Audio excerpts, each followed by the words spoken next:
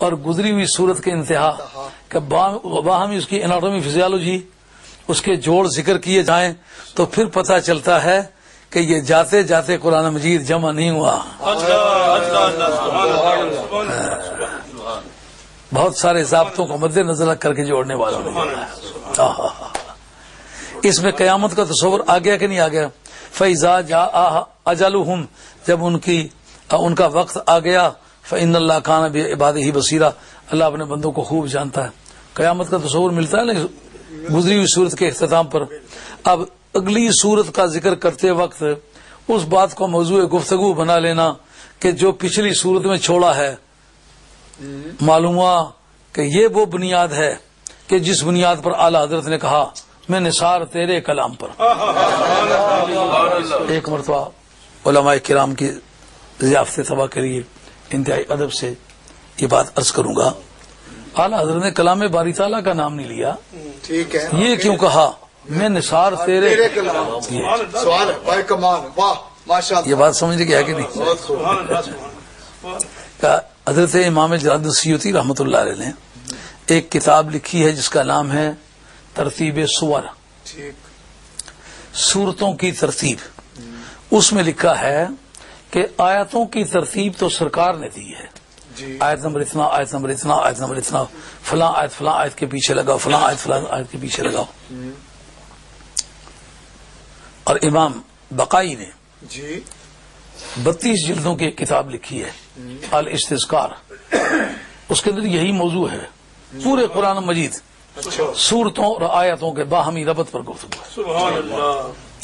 سب سے پہلے اس پر کام امام رازی نے کیا ہے، لیکن انہوں نے آیتوں کی ترتیب پر کلام کیا ہے، صورتوں کی ترتیب پر کلام نہیں کیا. لیکن امام بقائی نے ضابطے کے مطابق، نظم الدرر ان کی تفسیر ہے، اس کو بھی جب مطالعہ کرو 10 جلدوں کی ہے، لیکن وہ جس پر ربط کی بات کرتا ہوں 32 جلدوں کی ہے. مزہ آ جاتا ہے. اب آیتوں کی ترتیب کس نے دی ہے؟ سرکار نے. جس وقت انسان کو اس بات کا پتہ ہی نہیں تھا کہ ترتیب سخن بھی کوئی فن ہے. سبحان اللہ، سبحان اللہ. آدمی گفتگو اس طرح کرتا تھا جیسے بکھری ہوئی اینٹیں پڑی ہوئی ہوں اور وہ ملبے کا ایک ڈھیر ہو. ان کو ترتیب کے مطابق لگانے کے بعد وہ عمارت بنتی ہے، وگرنہ اینٹوں کا ڈھیر عمارت نہیں کہلاتا. اس طرح انسان کو بکھری ہوئی باتیں کرنے کی عادت تھی، لیکن ربط اور ضابطے کے مطابق. اب 1400 برس کے بعد جب انسان کی آنکھ کھلی ہے تو نبی پاک علیہ السلام کے خاکے راہ کو نیچے کھڑے ہو کے دیکھا. عرش علا کی عظمتوں کی گرد راہ بتاتی ہے، دل کی دھڑکن کہہ رہی ہے اس راہ سے گزرا ہے کوئی. تو سرکار تاجدار مدینہ علیہ السلام نے جب کسی پڑھے لکھے آدمی سے سلام دعائی نہیں، شادی ان سے نہیں کی، ایسے خاندان میں پیدا ہی نہیں ہوئے، تجارتی تعلقات ہی کسی ایسے آدمی سے نہیں، کسی پڑھے لکھے آدمی کے پاس جا کے بیٹھے ہی نہیں، یہ مہارت کہاں سے آئی؟ اس جگہ امام جلال السیوطی کہتے ہیں قرآن مجید کی آیتوں کا نازل ہونا خدا کی رضا کے مطابق اور اس کا ترتیب پانا رضائے مصطفیٰ کے مطابق، اس لیے قانون کہتا ہے یہ اس کا کلام ہے جس نے ترتیب دیا ہے. اعلیٰ حضرت رحمۃ اللہ علیہ اس جگہ اعلیٰ حضرت کی بات ثابت آتی ہے میں نثار تیرے کلام پر ملی یوں تو کس کو زبان نہیں، وہ سخن ہے جس میں سخن نہ ہو، وہ بیان ہے جس کا بیان نہیں. اور صورتوں کی ترتیب کس نے دی ہے؟ حضرت صدیق اکبر رضی اللہ تعالیٰ کے دور پاک میں جو پوری امت کا سردار ہے، جو قرآن کمیٹی تھی جس کے چیئرمین جناب فاروق اعظم رضی اللہ تعالیٰ تھے، جو جناب صدیق اکبر کے بعد پوری امت سے افضل ہیں، ان کی موجودگی میں یہ ترتیب دی گئی. اب جناب اگر صرف آیتوں کی ترتیب پر بات ختم ہو جاتی تو بات اور تھی. صورتیں بھی آج موضوع گفتگو ہیں. علامہ بدر الدین زرکشی نے البرہان فی علوم القرآن میں یہ چیپٹر انہوں نے پہلی مرتبہ چھیڑا ہے کہ کسی صورت کی ابتدا کا گزری ہوئی صورت کے انتہا کے ساتھ تعلق ہونا چاہیے، تو اس کی کتابی حیثیت محفوظ بنتی ہے. وہ ہمارے اساتذہ کامرے والے استاد مولانا محمد حسین صاحب رحمۃ اللہ علیہ اور موڑے قدرتی والے استاد مولانا عابد حسین صاحب رحمۃ اللہ علیہ اور پنجان والے استاد حضرت قاضی ثناء اللہ صاحب رحمۃ اللہ تعالی علیہ، یہ لوگ ناوے کے امام تھے. ان کے برابر کا ہم نے ناوی عرب و عجم میں کہیں نہیں دیکھا. اگر ہم نے مصری اساتذہ نہ دیکھے ہوتے، شامی اساتذہ نہ دیکھے ہوتے، مدنی مکی اساتذہ نہ دیکھے ہوتے، ہمیں غلط فہمی ہوتی. لیکن جب کسی سے پیچا پڑا نا، جہاں پکڑ لیا اس کو مجبور ہو کے بیٹھنا پڑا. اور باتیں وہ تھیں جو ہم نے ان اساتذہ سے سیکھی ہوئی تھی. آج بھی کافی سارے مفسرین کی جو ترکیب ناوی دیکھتے ہیں، ہمیں اعتراض ہوتا ہے اس پر، اور کو کتابی تحقیق کی روشنی میں جب مطالعہ کرتے ہیں تو ہماری رائے ٹھیک نکلتی ہے.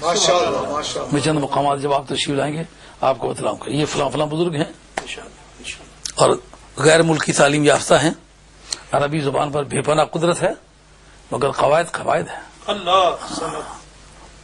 یہاں گلیوں میں چلنے پھرنے سے جو انگریزی ملتی ہے نا، وہ علم و ادب کی زبان نہیں کہلاتی، وہ بول چال کی زبان کہلاتی ہے. بول چال کی زبان اور سٹیج کی زبان میں بڑا فرق ہوتا ہے، اور قلب کی زبان اور عدالت کی زبان میں فرق ہوتا ہے. آگے میں نے وہ مقامات نوٹ کیے ہوئے آپ کو بتلاؤں گا. قواعد بھی ساتھ پیش کروں کہ یہ ہے کتاب. وہ اساتذہ کیا کرتے تھے؟ وہ بسم اللہ شریف سے قرآن مجید کا ایک جملہ شروع کرتے تھے، والناس تک ایک جملہ اس کو بنا کے دکھاتے تھے کہ یہ ایک جملہ ہے. قواعد عربیہ میں یہ ایک جملہ ہے. اس وقت پتہ چلتا ہے کہ یار قواعد تو اب وضع ہوئے ہیں، تو یہ جس نے پہلے ان قواعد کو استعمال کر لیا ہوا ہے، معلومہ کائنات اس کے گردے راہ کو چومتی پیچھے پیچھے چل رہی ہے، وہ آگے آگے جا رہا ہے.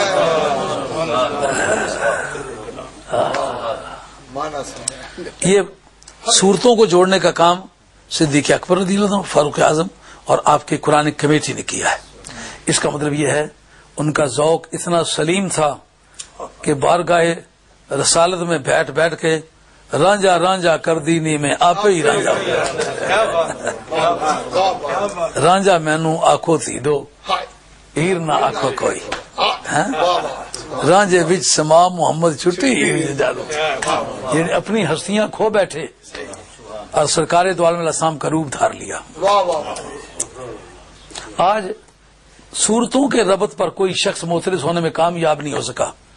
اس کا مطلب رسول ہے. رسول کی رسالت میں کوئی دوسرا رسول ہو کے بھی شریک نہیں. غالباً اس مسئلے پر میں نے اس تاریخ گفتگو کی تھی. بالکل صحیح.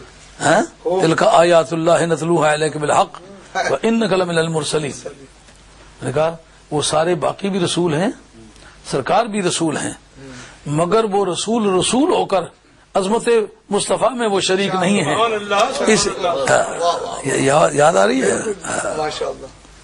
کئی مرتبہ میں جاتا ہوں تو لوگ کہتے ہیں آپ نے یہ تقریر کی تھی، یہ جملہ بولا تھا، اس پر یہ اعتراض ہوا ہے، ہمیں کوئی جواب نہیں بنایا. تو پچھلے سے پچھلے سالوں میں گیا ہوں تو ایک ساتھی مجھے کہنے لگے کہ آپ نے یہ کہا تھا ذکر خدا مٹ سکتا ہے، ذکر مصطفیٰ نہیں مٹ سکتا. میں نے کہا تھا؟ کاروات میں آپ نے تقریر کی تھی اور آپ نے کتاب الملل والنیال کا حوالہ پیش کیا تھا. ہم نے کتاب الملل والنیال دیکھی، اس میں نہیں ہے. میں نے کہا پہلی بات تو یہ کتاب الملل والنیال آپ کی استعداد سے باہر ہے، آپ اس کے دیکھنے پر قادر نہیں ہیں. دوسری بات میں نے اس پر روح البیان بیان کی تھی، اور یہ نہیں. اور ابھی بھائی بیٹھے، میں فوراً گیا جا کر کے کتاب لے کے میں نے کہا یہ ہے. اور وہ تقریر روات میں نہیں کی تھی، موڑا دروغہ میں کی تھی. 40 برس کے بعد کی بات ہے. میں نے کہا تقریر میں نے کی تھی موڑا دروغہ میں، اور یہ اس کتاب کا نام لیا تھا، اس کا نہیں نام لیا تھا جو آپ کہہ رہے ہیں.